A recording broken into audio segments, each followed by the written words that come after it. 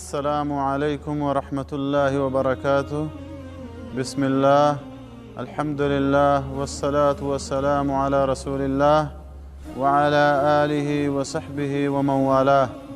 ناظرین کرام، ماہ ربیع الاول اسلامی اور ہجری سال کا تیسرا مہینہ ہے۔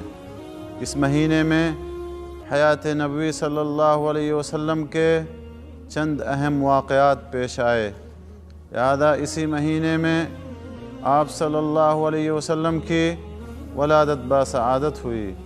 اسی مہینے میں آپ صلی اللہ علیہ وسلم نے اپنے محبوب وطن مکہ مکرمہ کو چھوڑ کر مدینہ منورہ کی جانب ہجرت فرمائی۔ اسی مہینے میں آپ صلی اللہ علیہ وسلم کی وفات حسرت آیات کا دردناک واقعہ پیش آیا۔ اب سوال یہ ہے کہ کیا اس مہینے میں یا اس مہینے کی کسی خاص تاریخ اور دن میں جشن عید میلاد النبی منانا جائز ہے؟ جیسا کہ ہمارے بعض مسلمان بھائی دنیا کے مختلف حصوں میں ربیع الاول کی 12 تاریخ کو جشن عید میلاد النبی منانے کا اہتمام کرتے ہیں، تو اس کا دو ٹوک لفظوں میں یہی جواب ہے کہ ایسا کرنا قطعاً جائز اور درست نہیں ہے، کیونکہ سب سے پہلی بات تو یہ ہے کہ رسول اللہ صلی اللہ علیہ وسلم نے اپنی پوری حیات مبارکہ میں نہ تو ایسا کوئی عمل کیا اور نہ تو کسی کو کرنے کا حکم دیا، اور آپ کے بعد نہ تو آپ کے خلفائے راشدین میں سے کسی نے، نہ عشرہ مبشرہ میں سے کسی نے، اور نہ دیگر صحابہ کرام رضوان اللہ علیہم اجمعین میں سے کسی نے ایسا عمل کیا، حتیٰ کہ تابعین، تبع تابعین اور ائمہ مجتہدین میں سے بھی کسی سے ایسا کرنا ثابت نہیں ہے۔ سب سے پہلی بار 4 صدی ہجری کے آخر میں عبیدی فاطمی شیعوں نے مصر کے اندر اس بدعت کو ایجاد کیا، اور نبی صلی اللہ علیہ وسلم کا فرمان ہے من احدث فی امرنا ھذا ما لیس منہ فہو رد، متفق علیہ، کہ جو ہمارے دین میں کوئی ایسی نئی بات ایجاد کرے جو اس میں سے نہیں تو وہ مردود اور ناقابل قبول ہے۔ دوسری جگہ آپ نے فرمایا وَلَا تَطْرُونِي كَمَا أَطْرَتِ النَّصَارَى عِيسَى ابْنَ مَرْيَمَ إِلَى آخِرِ الحدیث، رواہ البخاری، کہ تم میری مدح اور ستائش میں اس قدر غلو اور مبالغہ نہ کرو جیسا کہ عیسائیوں نے عیسیٰ علیہ السلام کے بارے میں کیا۔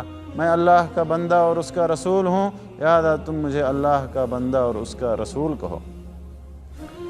دوسری بات یہ ہے کہ رسول اللہ صلی اللہ علیہ وسلم کی ولادت باسعادت کی تاریخ کے بارے میں اہل علم کا اختلاف ہے، اور اس سلسلے میں ہمیں کم و بیش 7 یا 8 اقوال ملتے ہیں۔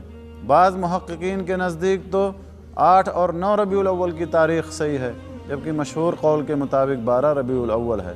اب اگر ولادت کی تاریخ میں عید منانا جائز ہوتا یا عید منانا ثابت ہوتا تو پھر تاریخ میں اس قدر اختلاف کیوں پایا جاتا، جبکہ رسول اللہ صلی اللہ علیہ وسلم کی وفات کے بارے میں تمام اہل علم کا اتفاق ہے کہ وہ 12 ربیع الاول ہے۔ تو کیا کوئی مسلمان یہ سوچ سکتا ہے کہ وہ آپ کی وفات کے دن خوشی اور مسرت کا اہتمام کرے؟ ہرگز نہیں، کوئی مسلمان ایسا نہیں سوچ سکتا۔ تیسری بات یہ ہے کہ رسول اللہ صلی اللہ علیہ وسلم یوم الاثنین یعنی سوموار کے دن روزہ رکھتے تھے۔ جب آپ سے پوچھا گیا کہ آپ اس دن روزہ کیوں رکھتے ہیں تو آپ نے فرمایا کہ میری اس دن ولادت ہوئی۔ اگر آپ کی ولادت کے دن یا تاریخ میں عید منانا جائز ہوتا تو رسول اللہ صلی اللہ علیہ وسلم روزہ کیوں رکھتے؟ کیونکہ عید کے دن روزہ رکھنا حرام ہے۔